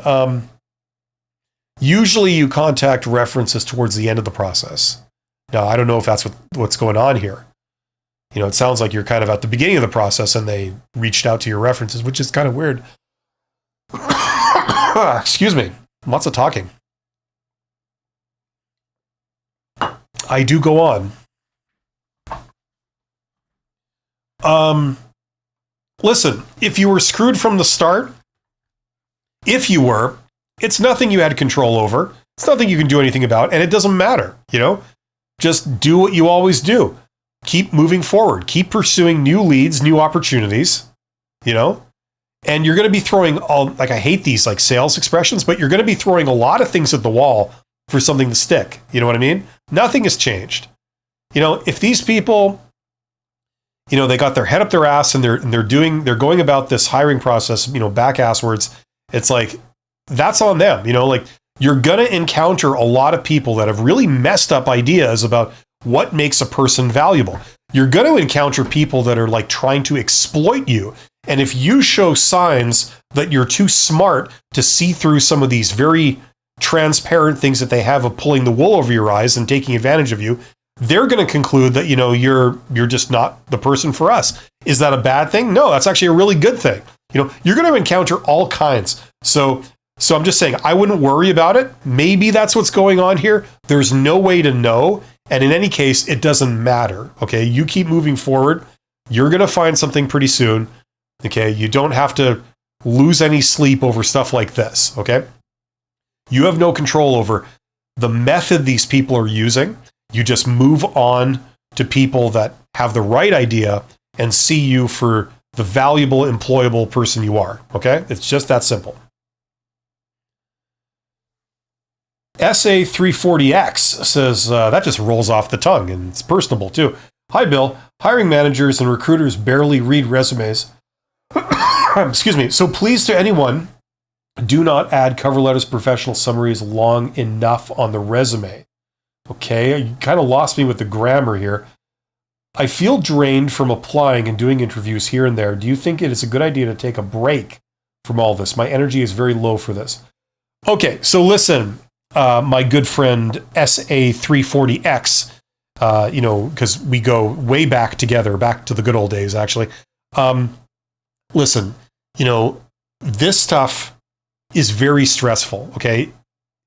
And the thing is, it's doubly worse because it's occurring right when you feel the most vulnerable. You know what I mean? If you're between jobs, you probably you don't have great self-esteem at that moment. You know what I'm saying? Because the future's uncertain, you're unsure, or you're made to believe that, your value isn't assured, right? And then on top of it, you've got to engage in a process that you probably don't understand very well because you don't know what's really going on the other side of it. You got to deal with people that have really weird requirements and ways of treating you and assessing you, And you also encounter some bad employers, like people that are either engaged in fraud, they're out to get you. They're trying to sucker you into identity theft or whatever, and people that are trying to exploit you. That's something else that you encounter on a semi-regular basis.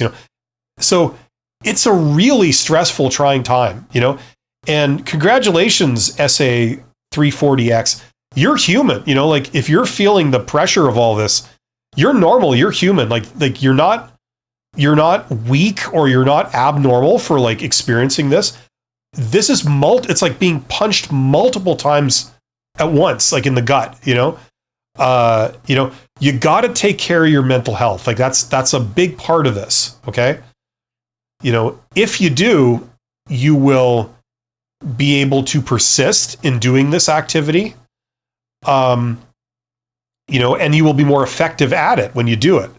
Okay. So listen, I don't have all the answers. I'm not a therapist. I'm not a psychologist. I'm just someone who's been there myself, and I've been through a lot of stuff over the years. What I would say is on the weekends, okay, hopefully your situation allows this, but on weekends, try and take the weekend off as much as possible. Force yourself to do something that you normally enjoy. Watch TV, play video games, do sports, whatever is your thing. Read books, whatever is your thing. Hang out with friends and family. You probably won't feel like it in the moment, but you got to force yourself to do it so that you can get your mind out of this place and feel semi-normal again, and that'll recharge the battery a little bit. Okay. And you got to do that regularly, every weekend. Certainly you try and force yourself to do this, even though you don't feel like it. You won't feel like it. You'll feel like wallowing in this because it's very depressing, But what I can tell you is that it's temporary, okay? It doesn't feel temporary right now. It really doesn't, but it is. And you're going to find something will come along. And it's not like you have to make it happen.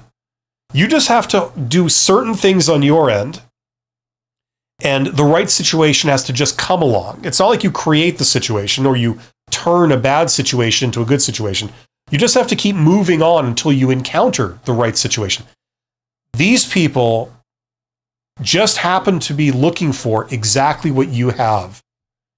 That's what you have to stumble upon. That's out there. You just have to connect with it. And you're going to go down a lot of blind alleys until you connect with that. Okay? That's how this stuff works. It's a numbers game. So, I don't know what the moral of the story is. Take care of yourself. Recognize this for what it is. Okay? Do your best. I know this is all self-evident.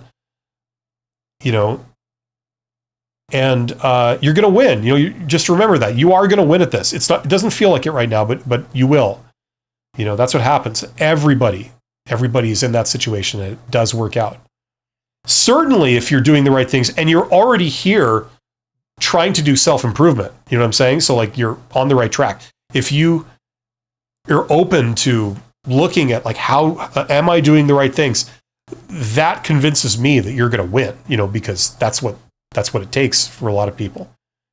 No matter what your situation, at least if you're open to verifying, is this the right thing to do? That means you're going to change and correct any wrongs you're doing.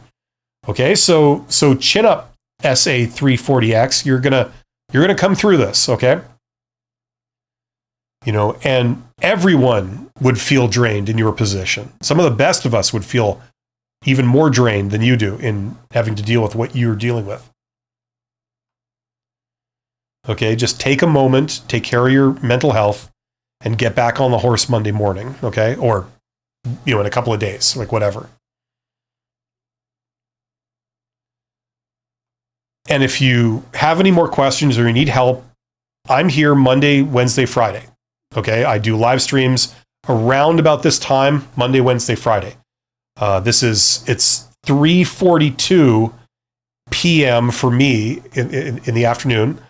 Right now for me, I do live streams at noon and at 2 p.m. So like an hour and 40 minutes ago. That's where I'm usually on here talking about this stuff. So you can certainly come back and we can talk more about it if you want. Thank you to Franco. That's very nice things you're saying. I appreciate it. That's really cool. Behringer says, thanks for answering my question. You're absolutely welcome. SA340X, you're welcome. I mean, hopefully that helps in a small way, You're doing fine. This is the thing. This is the process. This is what, like not to go off on a rant or anything, but it's like, this is what this process does to people. And that's just the world. That's just how the world works. But what is a pet peeve of mine is how in education, they don't prepare you for this a lot of times. Not universally, but in a lot of cases for a lot of people, they don't prepare you for this. And I think that's borderline criminal. You go to school for years and years and years, and no one ever bothers to teach you about this and how to handle it, Whether it's the psychology, whether it's the reality of business, whether it's the nature of value and, contributing. Nobody teaches you any of this. So at the end of the day, you're just left totally confused, not knowing what to do, not being very effective, and then being depressed about it, It feels like a real letdown from the people that they had one job, and that was to prepare you for life. You know what I mean? And they didn't do a very good job. As evidenced by the fact that like me and other people are like providing this service essentially on YouTube and through other resources online or out in the world. Like there shouldn't be any need for us. You should have been prepared properly. When you were a lot younger, so how this stuff works and you plan for it, you prepare for it. You know what I'm saying? It's a real betrayal. It's a real letdown. That's my personal opinion on it. For what that's worth. Somebody, Jay, I'm not going to try and pronounce your name, Jay Gomez, is that? Says, I've received a job offer, but I'm unsure if I should quit my current job. Excuse me. Because it is a stable job and I need to relocate. What I need to consider. Okay, listen, I can't answer that for you. I mean, this is like a life choice for you. Who am I to tell you what's right for you? You need to think about that there's multiple facets of this, okay? If you're in your hometown, you're close to your family, that counts for something. Moving away, there's some disadvantages. You need to consider the job opportunities in your hometown. You need to consider job interviews like this in the relocation location, like where you're moving to. You know what I mean? Now, if you go there and in 5 years' time, this job is over and done, what are the job prospects there other than this job? You know what I mean? It also, depends on things like your personality and your life goals, Like there's a lot of variables here. And I mean, I can't tell you how to weigh them. That's something you have to decide for yourself. But, get on tools like ChatGPT, just like as for something like in 5 minutes, just ask ChatGPT and say, what are the factors I should consider when I relocate? You know what I mean? And it might be able to come up with like other things that maybe you haven't thought about, just to sort of decide how you feel about it, right? It also depends on your ambition, what you're interested in and what opportunities there are. So, you know what I mean? There's a lot of things there. I can't answer that for you, but I encourage you to like learn and think about this as deeply as possible. Learn all the different perspectives, all the different elements that it could affect. And then in the end, you're not going to be able to do it through data. There just isn't enough data to make a data-driven decision purely. You're going to have to make like an emotional decision, like how it feels to some degree. And the other thing is that life is long. You could try this, and then if it doesn't work out the way you're hoping, you could come back.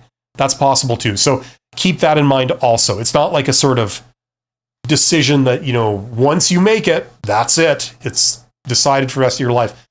It is possible to like reverse things sometimes. So I wish you the very best of luck with that, Gomez. Big decisions, very exciting, and if you do this right, you could really, really change your stars, as they say. SA348 Sam. Well, it's great to meet you, Sam. I really enjoyed sort of mulling over kind of that topic with you. And thank you for sharing your situation. I know it can be trying sometimes, even just to open up and admit it, like, on any level, that's not an easy thing to do for a lot of people. So I appreciate that. Franco is talking to Sam, which I endorse, that saying some nice things. Franco says, Bill, last Friday I had the final interview. Phew. The final interview with the CEO of a company. He told me, was he as good looking as me? That's what I want to know. I was a CEO. I was a lot thinner when I was a CEO. So it's not like I was a 300-pound CEO. But that's the thing. He probably wasn't as good looking as me. Just throwing that out there. He told me a formal offer for the job would arrive in my inbox today. Oh, they all say that, don't they? Instead, I got another email requesting an additional interview in order to get to know me a little bit more. And no offer. I've already had 3 interviews. Is this normal, or should I be a bit worried? Franco, there is no normal, because we're dealing with a collection of specific individuals here. The question is, what's normal for them? And that's unknowable. Okay? Listen, depending on the position, how important it is, like you're already talking to the CEO, so presumably it's of some importance to them, right? Secondly, depending on the size of the company, right? How big of a deal is this hire to them? Do they employ 100,000 people, or do they employ 10 people? You know what I mean? If they employ 10 people, then each hiring decision is a really big deal, You know what I'm saying? It can still very easily be reasonable what they're doing here, okay? There's no way to know for sure. Maybe they're stringing you along, who knows? But maybe they're genuinely interested, and that's like, based on just this 2 paragraphs you've written, I'm inclined to believe the latter. I think it's legitimate. So, go and do it. Like, never would I recommend you not do it. Go, if they want to talk to you, go down and talk to them. Do your best, and hopefully it works out. That's the only thing you have the power to do. Okay? I understand you're asking some normal, natural questions. You want to know, like, what's going on the other side. But it's unknowable. Certainly I don't know. No one else can tell you except for them. Right? So all you can do is go down there, be the most awesome employee, get along with them great, be agreeable, just click with them on a personal level, be the person they would want to work with, That's all you can do. And I hope it works out. And I hope that you end up getting this and ends up being a really good situation for you, you know?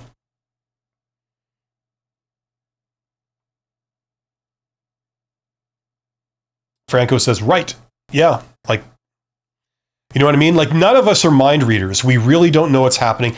Now, even if you could supply statistics, you could say, well, in 82% of cases, it probably doesn't work out. You know, like, okay, great. But how do you know this isn't one of the 12% where it does? Like, it's still useless. You know, there's no way to know. You know, and like, would you really make decisions based on statistics in this situation? Would you walk away from this? You know what I mean? I wouldn't say you're overthinking it. You're doing what everyone does because this is important. And if you weren't overthinking it, that would be more of an alarming type thing than what you're doing now. You know what I mean? You know, Franco says, but I'm new to, I might be overthinking it, but I'm new to this. So yeah, you know what? Even if you've done like 100 job interviews, you're still not going to know what's up with these people. You know what I mean? As I say, the most you can do is know the odds, but the odds themselves don't point to anything. This could be an exception. You know? The only thing that matters is what you have the power to do. Right now, you have the power to do your best and entertain this, or you have the power to tell them to get lost. Now, you shouldn't do the second option. So you're going to do the first option no matter what, right? So it's immaterial any other thinking you put into it. Just focus on go down there and do your best. It's disappointing that they haven't just handed you the offer yet, but you know, don't crack now. You've done a fantastic job to even get this situation now, to be offered the situation you're in now. You know, it requires a little bit more, you know, and that sucks, but you can do it. And I hope it works out. Okay, I have to get rolling in a couple of minutes. So if there's any last questions, please ask them now or forever hold your peace, at least until Wednesday when I'm back. In the meantime, while we're waiting for any last questions, check out this course. If you are confused about how hiring works or how you can get hired or how all this stuff, you know, works and why it works the way it does, check out that course. That'll show you how to get hired in the posted job market. It'll also show you how to get hired in the hidden job market, which is where I feel its real value lies. Because 80% of jobs are hidden. This is allowing you to tap all of those, right? And it allows you to do it if you're an introvert. Okay? You don't have to be an extrovert to do this kind of stuff. You can do all this with social networking. You can really get it to the point where people invite you into the company to talk. Not as part of a job interview, but as part of a referral. They want to speak to you. They think that you might have something that they could use. So they invite you in to talk with them. It's a completely different vibe than going to a job interview where they treat you like cattle. You know, they treat you like a number. And it's dehumanizing. And dehumanizing too. It's that too. It's all of it, all mixed up together in a jambalaya. So check that out. If you are wanting to get hired and you need help, check that out. Link in the description below. And I've done a FAQ video, which I encourage you to watch. If you're thinking of getting it, watch the video, learn, like it explains what the course is, how it works, what you get, and all that. And it's been very popular actually. And check out that too. If you're looking to tack on some high-level communication skills, that course will do that for you. Link in the description. Okay, Sam again, SA340X says, what I found from meeting CFOs and CEOs, it takes forever to receive something after meeting them. So go meet the CEO, you will not lose anything. Yeah, definitely. You will definitely want to meet the CEO. They have the power to hire you on the spot. So, you know, why would you not? And this is actually how networking works, like especially things like direct outreach. You see, a lot of people they're only comfortable talking to people that are on their level, right? Or lower, right? You know, the problem is that people on your level or lower, they can't really help you, right? the people that can help you are at least one level above you, at least, okay? Sometimes 2, 3, 4 levels above you, okay? So, but the problem is that most people who don't know about this stuff, they've never done any of this, they're intimidated by the idea of like, okay, I can't talk to this person up here. I did a video on that like last week, saying like, I got news for you, you are a free person. You can talk to whoever you want, but what I've gotten for years, especially teaching 20 somethings in university, when I did that for a period, it's like they have this attitude, like, who am I to talk to them? I can't talk to them. It's like, yeah, you can. Who do you have to be? I was a CEO. Am I some like unapproachable godlike person? No, I'm not. I'm just a regular Joe. Even when I was in that role, I'm just a regular Joe. If some young person has some legitimate question about how working in this industry is like what it's like and where it's going and stuff, I'd entertain that. I have entertained that. If they have something of value to offer, I'm always listening. That's what most CEOs, that's what most hiring managers are looking for. They're always looking for, talented people that are enthusiastic, that are professional, and you can get along with them, and they know how to speak to people. They're always looking for that.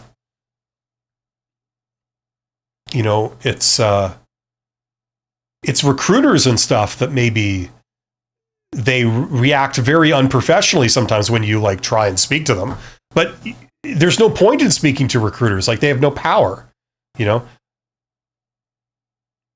They can't hire you. They can recommend you to a hiring manager, but it's up to the hiring manager who they hire. And recruiters are trained not to do that. They have a process of their own that they want people to follow. So they'll just refer you to that process. Everybody else, they're up for speaking to people if you exhibit certain things, if you show, like, if you do it, if you have the right attitude and you ask for something legitimate, saying, I'd just very much like to get your expert opinion on this, most people will speak to you. Anyway. Okay. Well, it's been 2 hours, so I'm going to sign off. Thank you for being here. We got 18 people here. You guys are awesome. Hopefully you got something out of this. I will be back on Wednesday. So if you have more questions, come back. Same place, same time. And I will do my best to help you out. Other than that, best of luck to you. I wish you every bit of luck in this process. Not an easy time. Thanks so much. You guys are awesome. Take care.